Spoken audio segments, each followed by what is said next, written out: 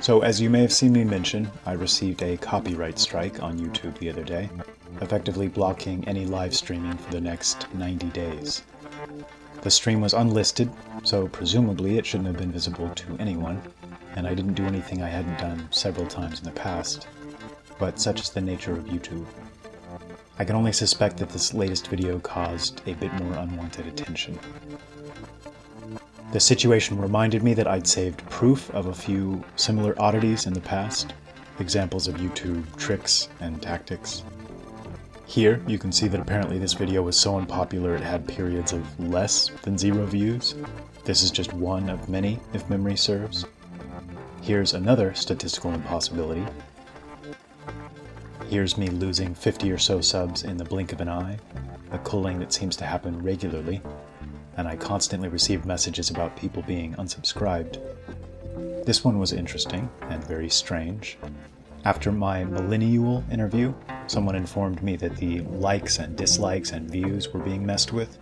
So before I refreshed the page this time, I decided to record the screen. And look at that. YouTube magic. So just to reiterate, we're obviously on enemy territory, and they seem to have tossed subtlety to the wind and no longer hiding this fact.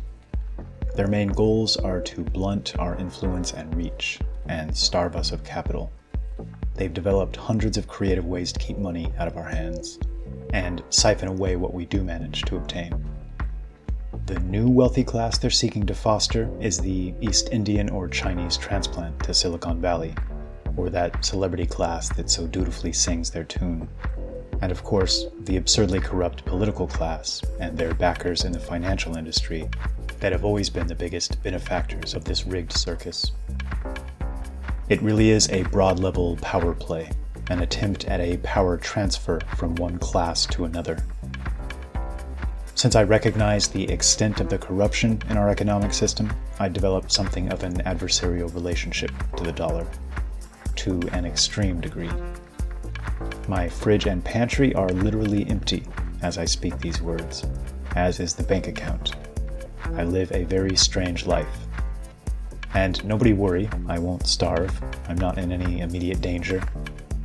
But I'm probably the poorest person you know. Having experienced the other extreme as well, I'm fully okay with this, as long as I can find some way to continue creating things. I live in the world of ideas, and this could be considered the height of responsibility or the height of irresponsibility, depending on one's perspective. And both stances could be justified from a different subjective standpoint. I used the Jordan Peterson analogy in a previous video with this clean your room quip that does seem to suggest becoming a more efficient and dutiful cog within a corrupt machine. I see our house as on fire. I see a culture being aggressively destroyed, and chaos taking over where order once existed. So I feel incapable of devoting my energy in any other direction. I'm fine with sprinting out of a room cluttered with a few unpaid bills if it means I might play some role in helping put out the fire and save the home. I have a feeling that pristine and sparkling room might mean a lot less to the Jordan Petersons of the world when the flames reach the door. This fight to restore some clarity to our language and our history, to reestablish some firm cultural and ideological foundations, to help return us to our traditions and healthier roots, and prevent this aggressive slide into degeneracy and chaos and spiritual decay, nothing is more important to me, especially as I tend to think that we're in a race against time in this struggle. My goal is to be able to devote my full time and attention to this. The podcasts, videos, the upcoming live stream, and an upcoming book I hope you'll enjoy, but I need your help with this. In the future, not so much, and in fact, once my reach extends a bit further over time and I'm able to cover basic expenses, I'll no longer even post the Patreon or Streamlabs donation links, and will instead focus on raising monies directly for projects like those I've mentioned in the past. But right this very second, from those that can afford to spare, and only those that can afford to spare, it would be immensely useful and appreciated. I feel like there are several things I can do to help hasten our progress and improve our current lot. Not because I think I'm so talented, but because I know I have the will to do so. And as soon as my own situation isn't a daily concern, I look forward to devoting my time to aggressively seeking more significant investment to launch the social media platform project mentioned in an earlier video, which I strongly believe could help solve several of our most pressing problems and create a real community free from subversion and providing us some real sovereignty and independence, and allowing us to keep our money in-house and not be at the mercy of other platforms and payment processors. And finally, I will be figuring out a way to launch the new live stream format very soon.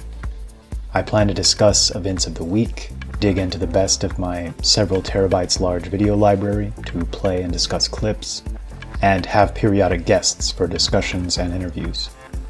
For those interested, I have a link in the description for a backup channel I've created to host this new live stream. And for those who appreciated the Refuge, I'm happy to say I'll be bringing that back as well, to run in the periods in between these live shows. I've been extremely happy with the response to the Refuge, and even more so, the type of people it's drawn in over time. And I'm at least as eager as any of you to keep it running. So, thank you for listening, and a very sincere thanks to those who have already supported the work in any way. I consider you all extended family, and like most of you, I'm looking forward to us someday building a proper home again. I expect someday we'll look back at this period of time as the first infant steps in a profoundly important journey, and there's nothing I'd rather be doing.